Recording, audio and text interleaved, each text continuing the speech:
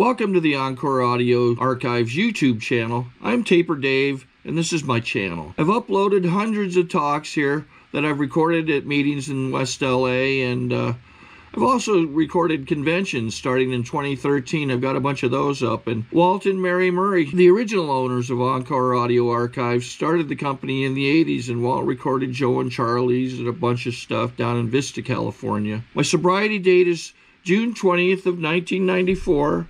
I hope you find something you like, so please like and subscribe to my channel and comment down below. If you want to hear something that I don't have or that you don't see, I'll see that I get it. Anyways, take care and have a great day if you want to. In 1947, the owner of this wire recorder was going east to New Haven, Connecticut. He had with him the recording instrument and stopped in Akron to see Dr. Bob and Ann. Ann had just returned from the hospital from a serious operation and was confined to her bedroom. Dr. Bob was up and around, having just returned also from the hospital from an operation. The wire recorder was taken to Ann's bedroom, and there the following recordings were made. Robert wants me to start first. He's afraid. So we've got Betty and Smitty here with us, and George Hood. We're all up in my bedroom where we entertain now. Very formal entertaining, as you can imagine. It was very nice of you to invite both Bob and myself down to Bedford Hills, and we'd love to come. But at present, I imagine we'll have to stay put at 855 Ardmore. This is a new experience for me. I had a moving picture taken of myself, and now I'm recording. So you see, even with a bum eye, I'm still alive and kicking. Here's the Robert. According to Trowbridge, the ubiquitous Mr. Hood has descended on the Smiths for a short time, which is really an unexpected pleasure. We're both confined to the house yet, but have hopes of getting out in circulation before too long. I regret, and also, that we can't come to Bedford Hills for a little recuperative period right now, but if you'll give us a rain check, maybe we'll show up next fall or winter. They tell us that we're doing very nicely, although I have discovered that surgery varies a good deal as to whether it's done on you or you do it on the other fellow. That changes the picture quite a bit. I think possibly my recent experience will make me a little kinder and more thoughtful toward those who are recipients of my handicraft.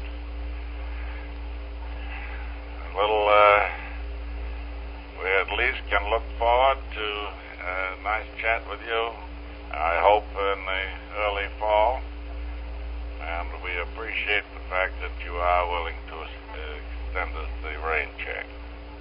This is Betty, the second newest member of the family. The newest member of the family. I just happen to have a few albums here of him, and it's too bad you aren't here to see them, because I show them to everyone at the slightest opportunity. I hope that sometime in the near future I can meet you both, because I've heard about you for a long, long time. I don't know what else to say. Oh, my dad said that I should get a stuffer for the baby. It's a device that goes on the baby's shoulders, and every 30 minutes it shoots 29 cents worth of food into his mouth. I think it would be a good labor-saving device. I think that's about all. Hello, Lois and Bill. This is Smitty Jr. talking. Betty and I are up taking care of the family, at least we're supposed to be. Dad and Mom are both come along in pretty good shape now. Dad's to the stage where he wants to argue with everyone, so you know that he's perking up. And Mama's getting the itch from staying in bed so long, so she's staying up a good part of the time now, too. We're going to leave the first and go back to our native habitat down in the wilds of New Mexico, but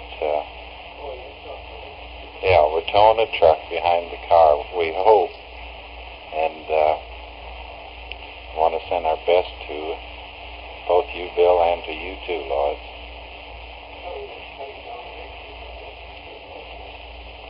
I gave Dad a very interesting lecture on exercise. In fact, it was so darn good that I started taking it myself. He hasn't as yet, though. That's all on this wire. Although a good many of you have heard or have read articles written about the inception of AA, there are probably some who haven't. And from that brief story, there are some things to be learned. So, even at risk of repetition, I would like to relate just exactly what did happen in those very early days. And I feel there is a lesson to be learned, and one that we must never forget if we wish to maintain paid-up insurance policies against our drinking. You recall the story about Bill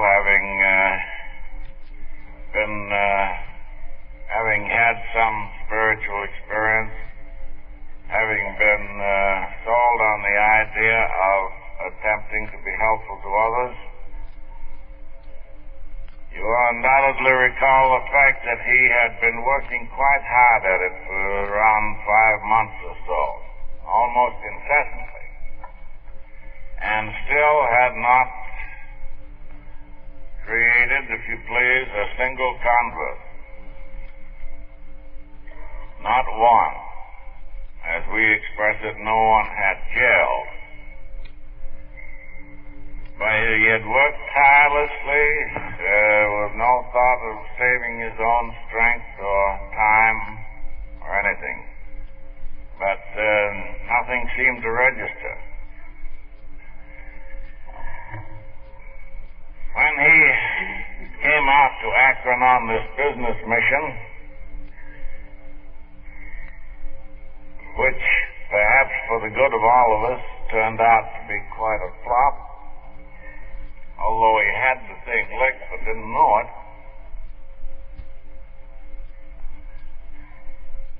he was tempted to drink, and he was pacing up and down the lobby of the Mayflower Hotel, wondering whether he better buy those 2/5 of gin and be king for a night, as he expresses it, or not. And his teachings led him to believe that he possibly might avoid getting into difficulties if he found some alcoholic on whom to work. And spying the name of our good friend Reverend Walters on the bulletin board in the lobby of the Mayflower, he called up the good doctor and asked him the names of some of the group of people with whom he had been affiliated and through whose instrumentality he had acquired sobriety. The good doctor said he wasn't one, but he knew of quite a number, and he gave him quite a little list, I guess about 9 or 10 of them. So Bill starts to call them up without very much success. They had either just left town, or they were just leaving town, or they were having a party, or they had a sore toe or something. Anyway, he came down to the end, or at least very nearly the end, and his eye lights on the name Mrs. and happened to get our good friend Henrietta. But he called up good Henry and told her what he wanted, and she said, come right out and have lunch with me. So out he went and went into his story in considerable detail, and she said, I have just the man for you. So she rushes to the phone and calls up Anne and tells her that she has just the fellow to be helpful to Bob, and we should come over. Annie says, well, I guess we better not go over today. But Henry is very persistent, very determined individual. He said, oh yes, come on over. I know it'll be helpful to Bob. Well, Henry didn't think it was quite wise for us to come over there, and finally Henry bore in to such an extent that she had to tell her that I was very much in the sack, and has, in fact, passed all capabilities for listening to any conversation, and it would just possibly have to be postponed. So she starts in the next day, having invited, being Sunday and Mother's Day, and we said that our aunt said we would be over. Well, I don't ever remember feeling much worse,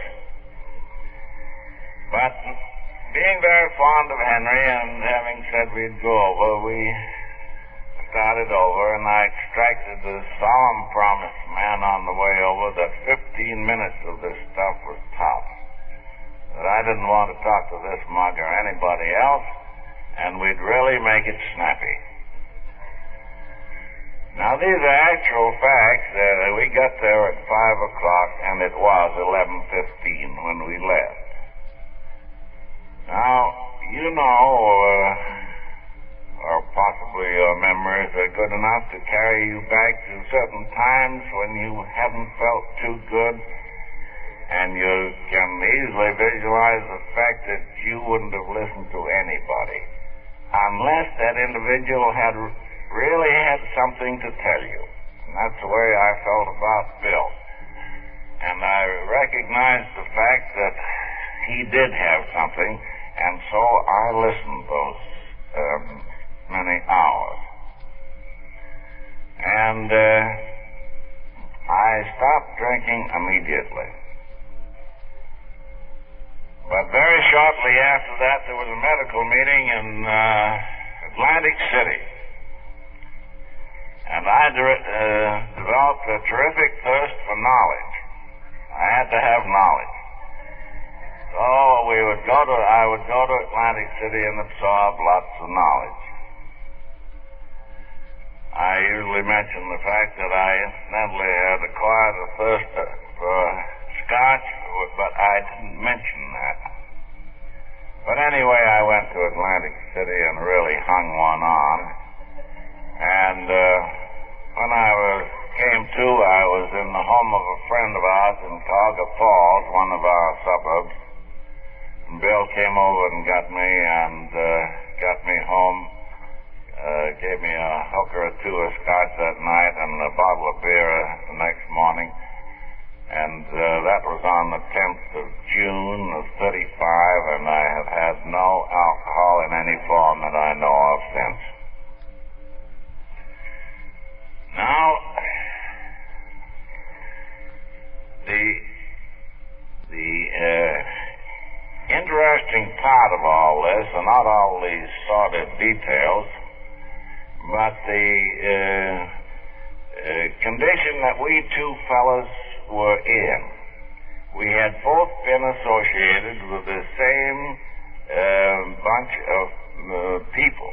He in New York and I in Akron. I had been associated with them, in fact, for 2 years and a half.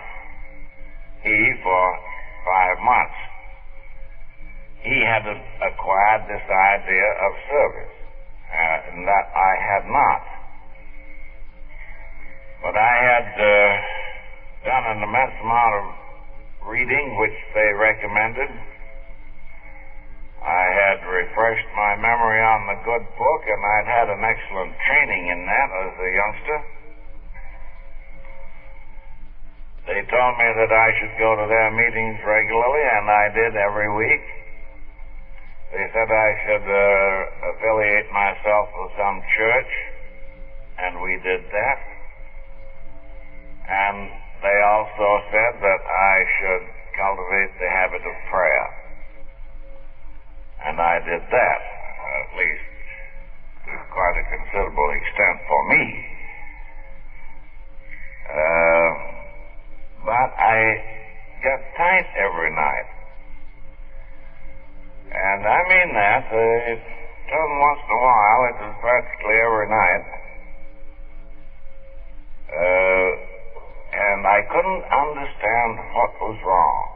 I had done all these things that these good people told me to do.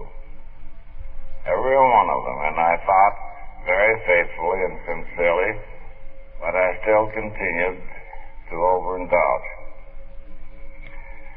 But the one thing that they hadn't told me was the one thing that Bill had.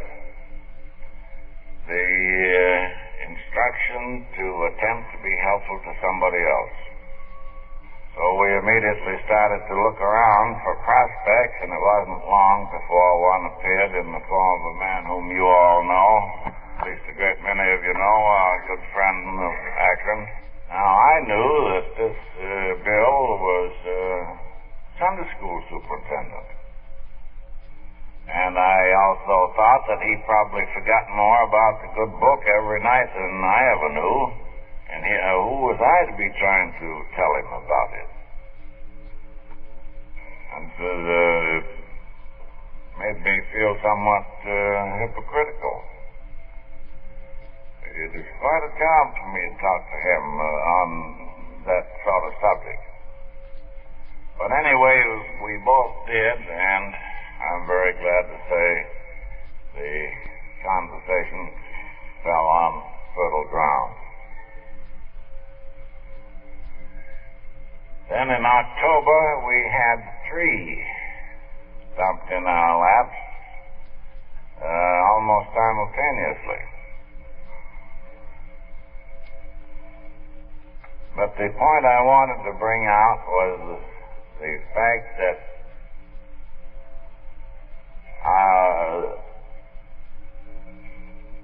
in my mind the spirit of service is of prime importance, although it has to be backed up with some knowledge of the subject. I know I used to go to the hospital and I'd stand there and talk. I've talked many a time to a chap in a bed for 5 or 6 hours. I don't know how he ever stood me for 5 or 6 hours, but he did. Probably we'd hidden his clothes or something. But anyway, it came to my mind that I probably didn't know too much about what I was talking. Therefore, we being stewards of what we have, and that includes our time, I was not giving a good account of my stewardship of time. If it took me 6 hours to say something to this man that I could have said in an hour, we'll say, if I'd known what I was talking about, I certainly was not a very efficient individual. And incidentally, I'm somewhat allergic to work anyway. So I felt that I should continue to increase my familiarity not only with the good book, but read a good deal of good standard literature and possibly something of scientific interest along with it. So I did cultivate this habit of reading, and I think I'm not exaggerating when I say that I have probably averaged to read an hour a day for the last 15 years. Now, I don't say that to try to sell you on the idea that you've got to cultivate that habit of reading an hour a day, because there are plenty of people and fine AAs that don't read very much.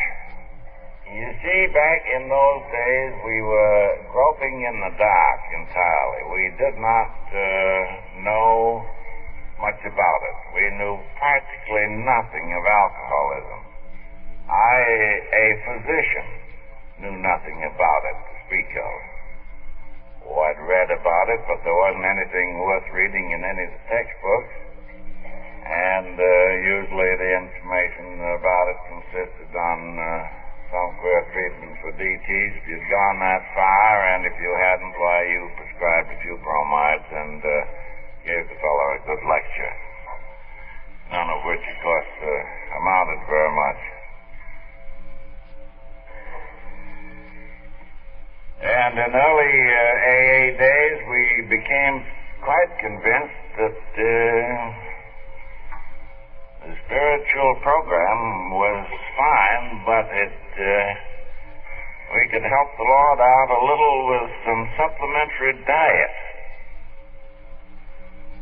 So, in the early days, Bill, having a lot of stomach trouble, had stumbled across the fact that he got along much better on sauerkraut and cold tomatoes. And so we thought that inasmuch as Bill had had that experience, that probably everyone else would share the same. But of course we discovered later that most any dietary restriction had very little to do with the acquisition and maintenance of permanent sobriety. We, in our own stores, didn't amount to anything to speak of. When we started in on Bill, we had no 12 steps, we had no traditions, we had nothing of that kind. But we were convinced that the answer to our problem was in the good book. And it became somewhat evident, we thought, to some of us older ones that it was contained, the fact that we found absolutely essential, to a rather limited section of the good book. In other words, the Sermon on the Mount, 15th chapter of Corinthians, and the book of James. I think we got those ideas pretty firmly implanted in our minds very early. And we had in those days, our membership got to 5 and 7 and 10 and still small. Why, we used to have daily meetings in somebody's house. It was probably providentially arranged that all this happened at a time when everybody was broke, and awfully broke, too. It was probably much easier for us to be successful when broke than it would have been to have been successful if we'd had a good checking account apiece. But I know that we were, every one of us, just so painfully broke that, well, it wasn't a pleasant thought. But nothing could be done about it, and everybody else was broke too, and so we didn't take it too much to heart. But I do think that that was providentially arranged. But anyway, we kept on having these meetings and having these discussions and attending the meetings of these good people with whom we had been associated, and did continue to have them with them until, in Akron I'm talking about, of course, until about 40, or maybe early in 41. Might have been January 41. I don't recall the exact date. When we outgrew the residence of this good friend who had allowed us to bang up the plaster and the door jambs, carting chairs up and down the stairs, and he had a very beautiful home.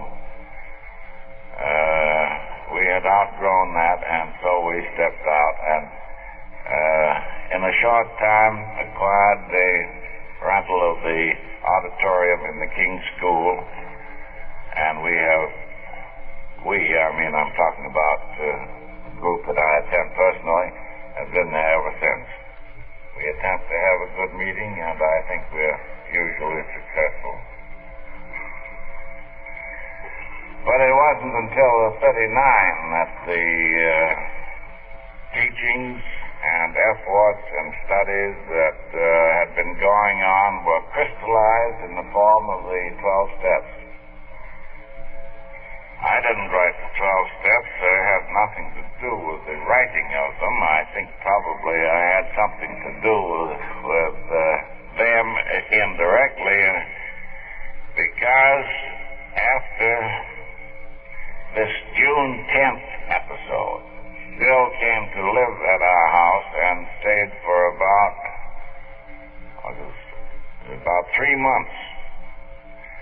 And there was hardly a night in that 3 months that we didn't sit up till 2 or 3 o'clock discussing these things. And it'd be hard for me to conceive that something wasn't said during those nightly discussions around our kitchen table that influenced the actual writing of the 12 steps.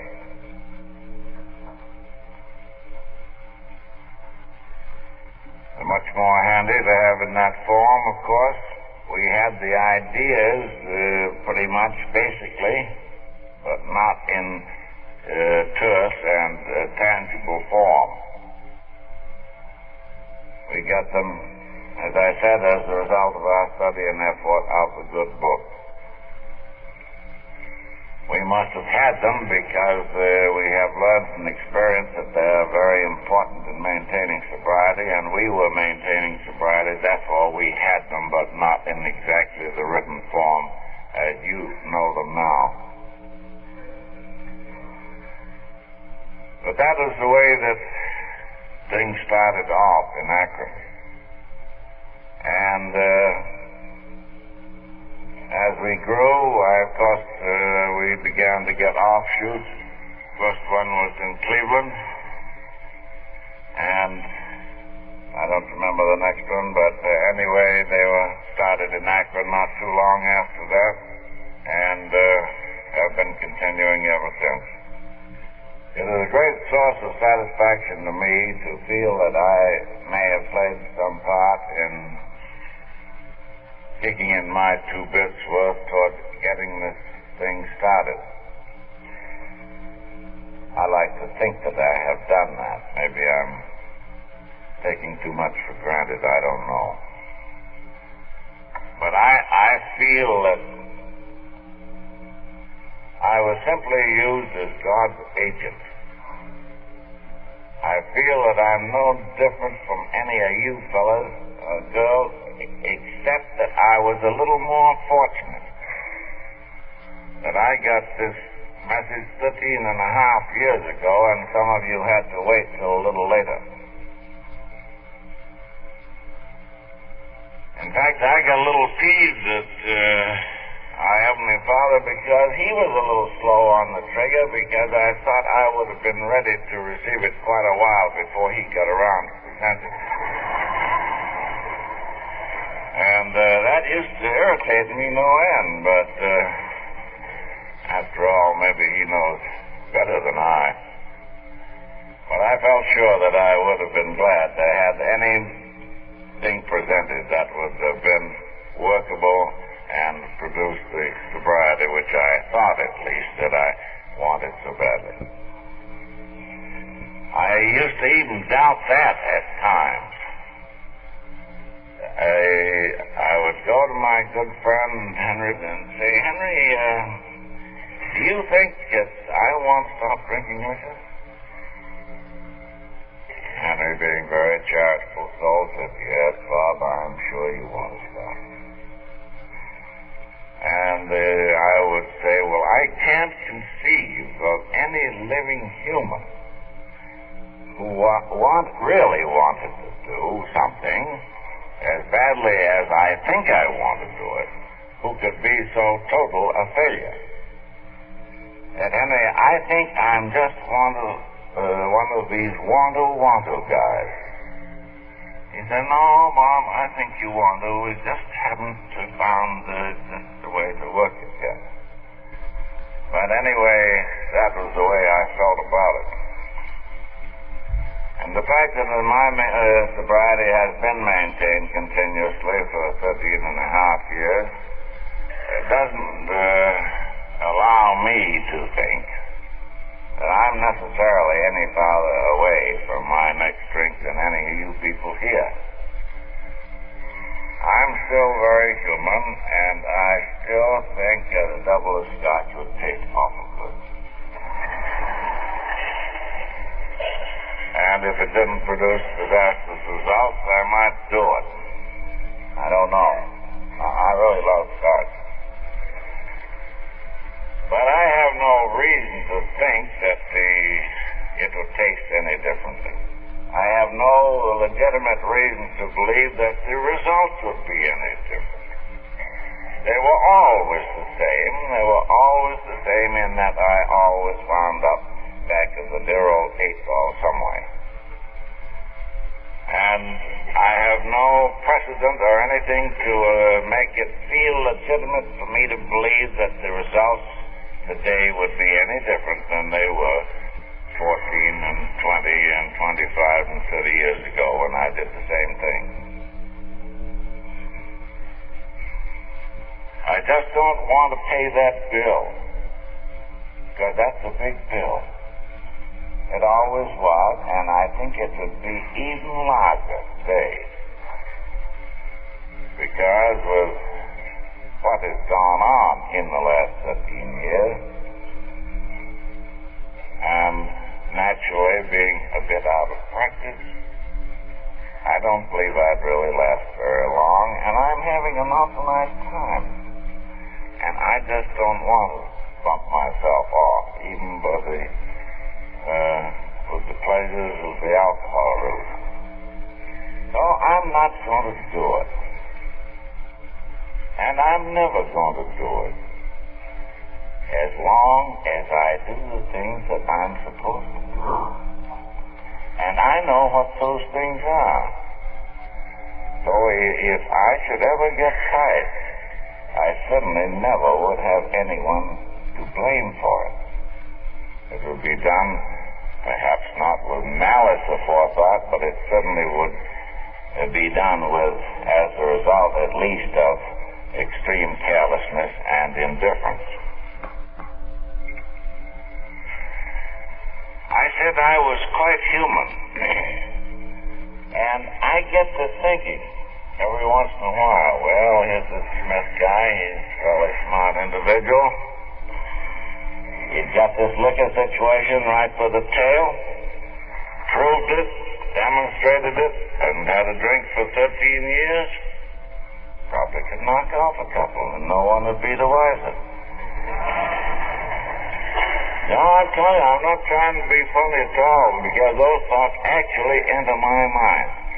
And I know just the minute they do exactly what has happened.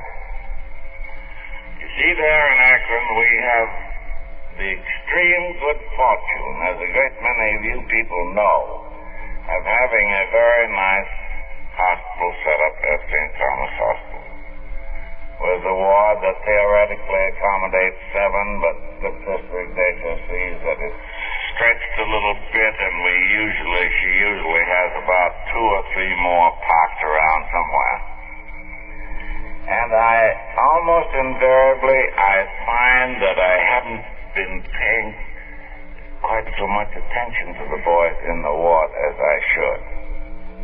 Just as sure as that idea that I could probably polish off a couple enters my mind, I think, how about the boys in the ward? You've been giving them the semi-brush off here for a few days. You better get back on the job, big boy, before you get into trouble. And I pat her right back and am much more attentive than I had been in the days preceding the time that I got this funny idea. But I get it, and I get it every once in a while, and I'll probably continue to get it as long or whenever I get careless about that one thing. You know, back in those early days about which I spoke, before we had the 12 steps, we did have some other things besides the actual biblical verses. I was getting to thinking more of Smith than I was the ward. Otherwise, I wouldn't have neglected him. and I wasn't being especially loving. When these fellows had come there, indicating their desire for help, and I was just a little too busy to give them any, or at least very much, of my time. Don't want to be bothered with the bird. 10 cents to get rid of him, well, that's easy. You could even stand 2 bits. But not because you love the fellow, but just to be relieved of the nuisance of his hanging on your coat sleeve or what have you. No unselfishness, no love indicated in the transaction at all. But I think that the thing that really counts is really giving a service of yourself, and that almost invariably, not always, but almost invariably requires some effort and some time of your own.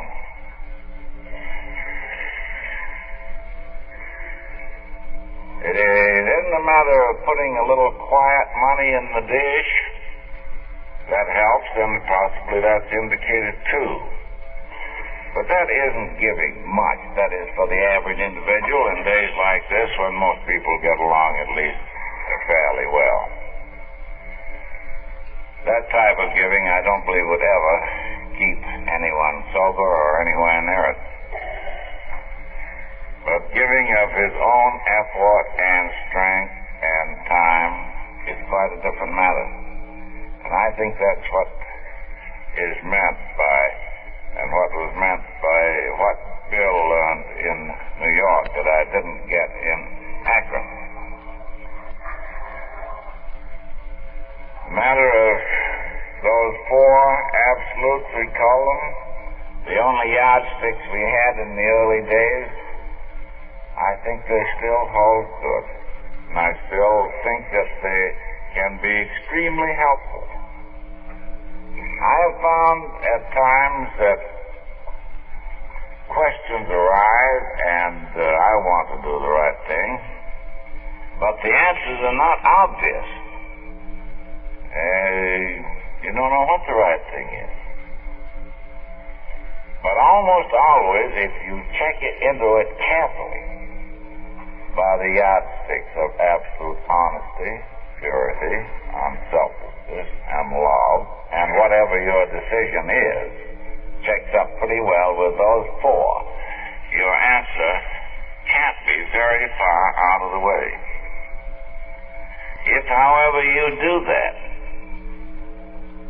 as I have done at times, and still am not too satisfied with the answer, I usually consult some friend whose judgment perhaps I think in this particular case would be very much better than mine.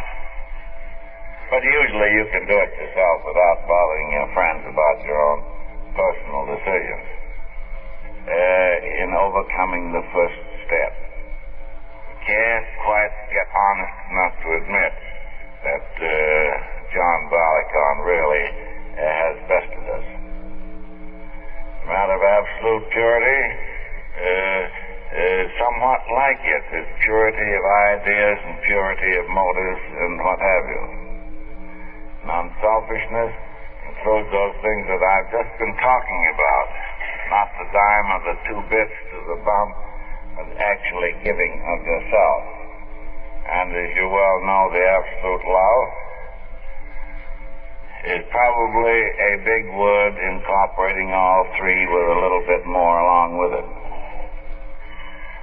I think that is a very difficult thing to have absolute love. I don't think any of us will ever get it. But that doesn't mean that we can't try to get it. It was extremely difficult for me, and I feel that I never have been very successful at it. It's very difficult for me to love my fellow man. I didn't dislike him, but I didn't love him. Unless there was some special reason, I was just indifferent toward him. I wouldn't do him any harm. I would be willing to give him a little lift if it didn't require too much effort. I never would injure him at all. But to love him, I just couldn't do it for a long time. And I think that I overcame it to some extent when I was forced to do it. Because I was either going to love this bird or not to attempt to be helpful to him, or I would probably get drunk again. You could say, well, Lord, that's just a manifestation of selfishness, which is quite correct. I was selfish to the extent of not wanting Smith hurt. So to keep from getting Smith hurt, I would attempt to go through the motions of being helpful to this other fellow. You can debate it any way you want to, but the fact still remains, for the average individual, absolute love is a thing that he will never acquire. I suspect there are a few people who do. I think maybe I know some that come pretty close to it. But I think I could count them on the fingers of one hand.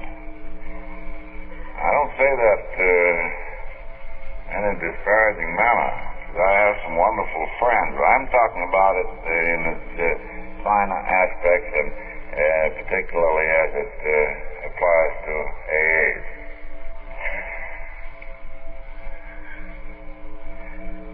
I don't think we do anything well very much in this world unless we practice it. And I don't believe we do AA work too well unless we practice it. These fellows that break world records in athletic events, people who win titles in the boxing arena, are people who practice it. They've been practicing it for years. Even though they may necessarily be endowed with a lot of physical ability and skill, they still have to practice. And we have to practice to do a good job in AA.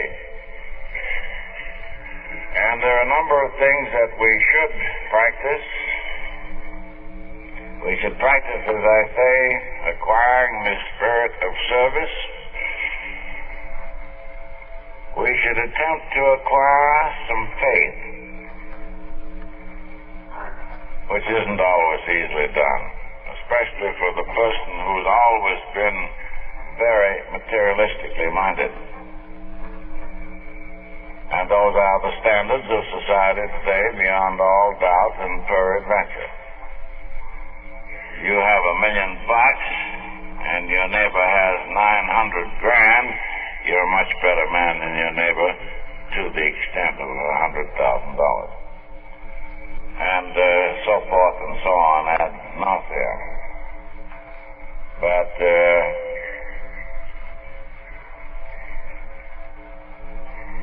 I think that it can be acquired. It can be acquired slowly. I think that is something that has to be cultivated also. That was not easy for me. I just assume it's difficult for others.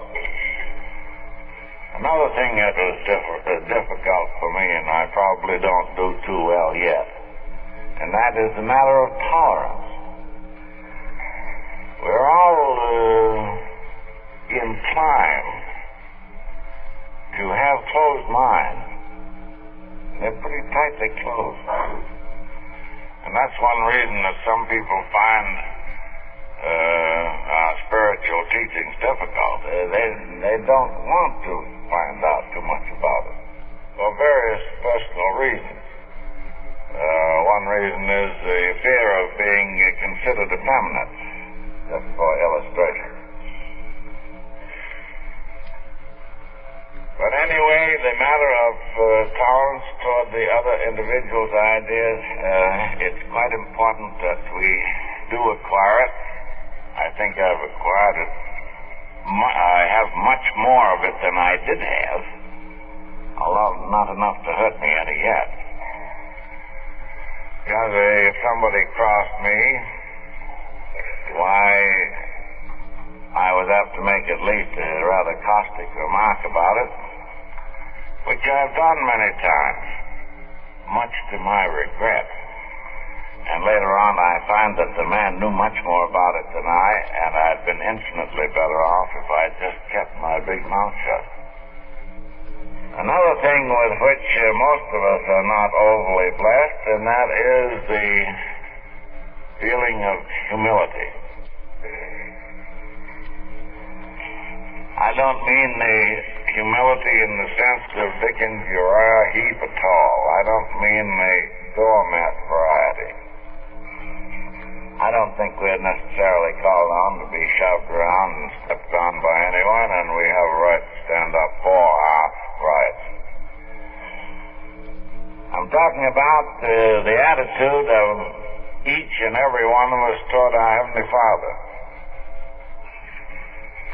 Christ said, "Of myself I am nothing. My strength cometh from my Father in heaven." And if he had to say that, how about you and me? But did you say it? Did I say it? No. That's exactly what we didn't say. We were inclined to say, well, look us overboard. Pretty good, huh? That type of attitude. But there was no humility, no sense of having received anything through the grace of our Heavenly Father. So if I accomplish something, either in AA activity or socially or in my profession, I don't believe I have any right to get cocky about it. It's only through God's grace that I did it. I can feel very thankful that I was privileged to do it, to have the recognition which I may have received for some activity. But basically it was only through his kindness. And if my strength does come from him, and these things come as a result of his kindness, who am I to get cocky about it? I should have a very, very humble attitude toward the source of my strength. And I should also never cease to be grateful for whatever feelings come my way, blessings come my way. And I have been blessed, and I've been blessed in very large measure. You know, it doesn't make much difference whether a person is drinking or whether they're sober as far as their ultimate aim is concerned. Whether they're drinking liquor or whether they're not, they're still after the same thing, and that's happiness and peace of mind. I harp about that a great deal because that's what we're all after, and we're all after all the time. We want those two things. We want happiness and we want peace of mind. The trouble with us fellows was that we thought we could demand that the world give us happiness in just a particular way in which we wanted to get it, which happened to be by the alcohol route. And we weren't overly successful. But when we take time to find out and familiarize ourselves with and put into practice some of the spiritual laws which it is necessary to follow to acquire those things, then we find that we get them. And I think I've had them in very large measure. Those two things, happiness and peace of mind. And I feel most extremely fortunate, and I feel very grateful and thankful that our Heavenly Father has seen fit that I enjoy them. They're there. Anybody can get them who wishes to, but there do seem to be some rules of the game that we have to follow. But they're here and open and free to everyone who wishes to take advantage of them. And by taking advantage of them means a familiarization with them and putting them in practice and incorporating them in our own thinking and action, and we're bound and determined to get certain results if we do.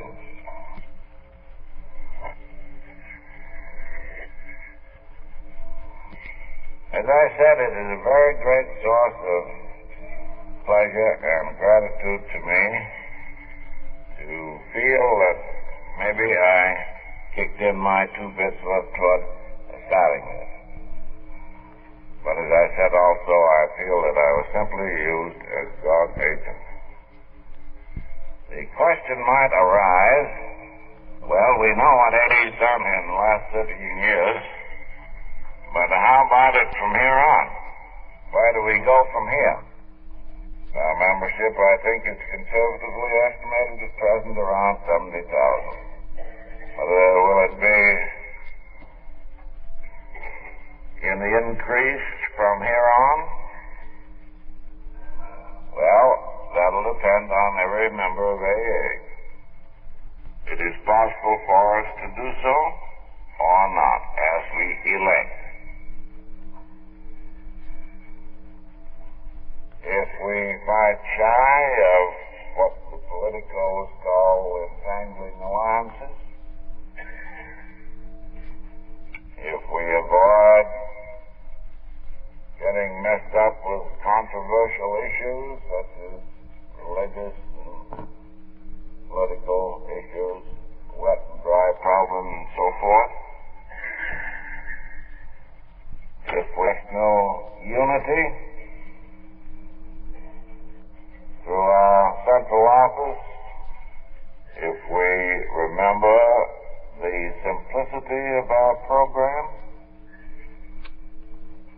if we continue to remember that our job is to get sober and to stay sober and to help our less fortunate brother in doing the same thing, I doubt very much if we shall have any trouble, and we shall continue to grow and thrive and prosper. And I hope we all bear those little things in mind. Maybe there should be some additions to the list, but that roughly covers it fairly well. And I hope none of us will ever forget what I just said about helping our less fortunate brother. And I will introduce one of our co-fathers, Dr. Bob.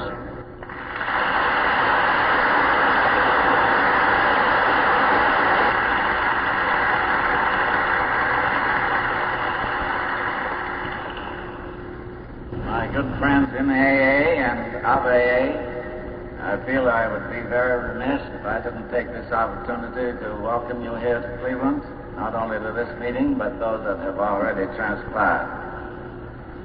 I hope very much that they have the presence of so many people and the words that you have heard will prove an inspiration to you, not only to you, but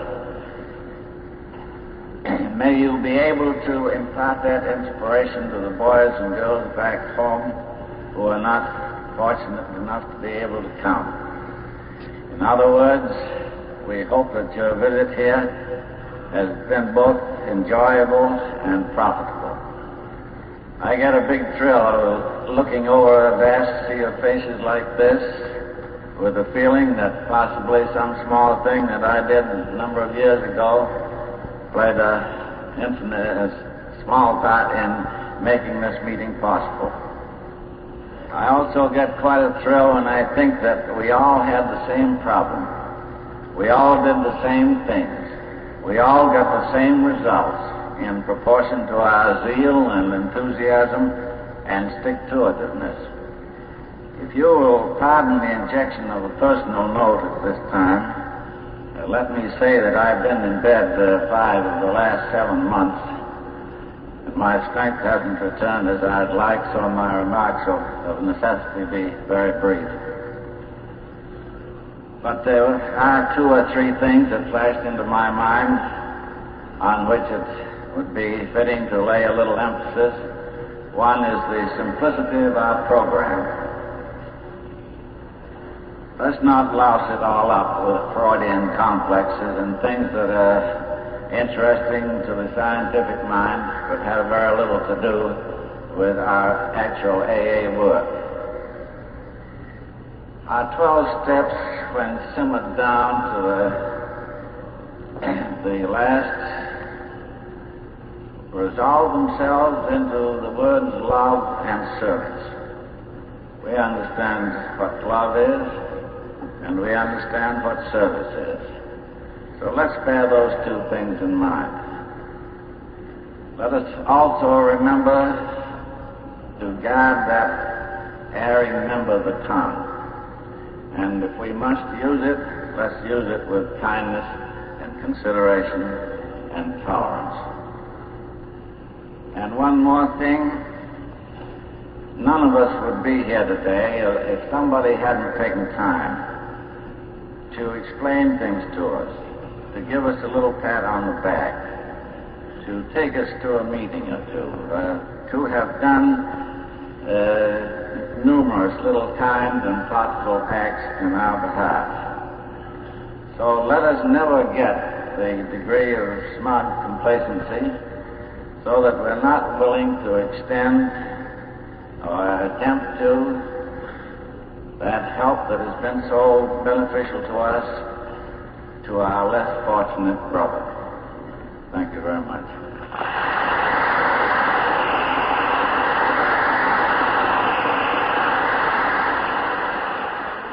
Sorry to interrupt your viewing. Taper Dave here. Just wanted to take a second to ask you to like and subscribe to my channel. Let me know if you like what you're listening. I've got some very good talks here, and this one's a great one. Just curious, do you think this is better than Zoom? Tell me what you think.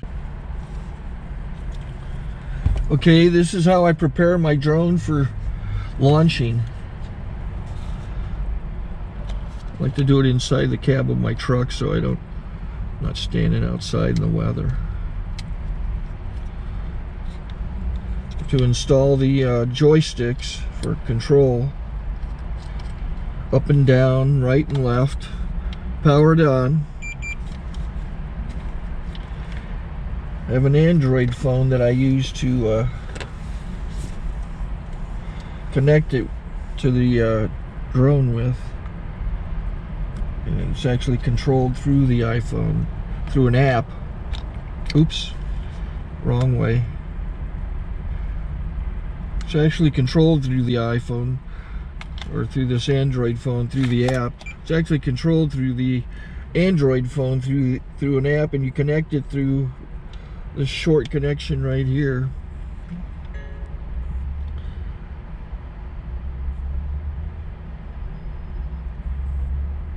Remote control connected.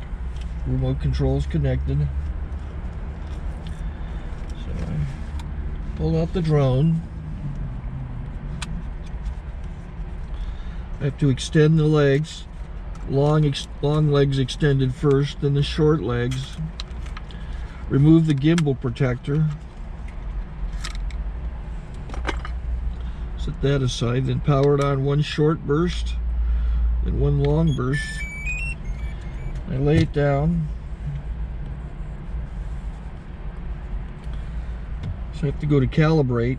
So the drone's not connected yet. It shows you here as this drone gets disconnected, even though the remote's powered on. So the drone has to establish it's connected. So I go into the app to calibration mode. First I'll calibrate the remote controller. Start calibration. Out, in, oop, out, in, up, down, and then this little wheel is to control the gimbal. So it's calibrated. Go to gimbal calibration, start calibration, and then it calibrates the gimbal. I don't know if that shows up. The gimbal's moving all over the place. Changes, you can see it on the video.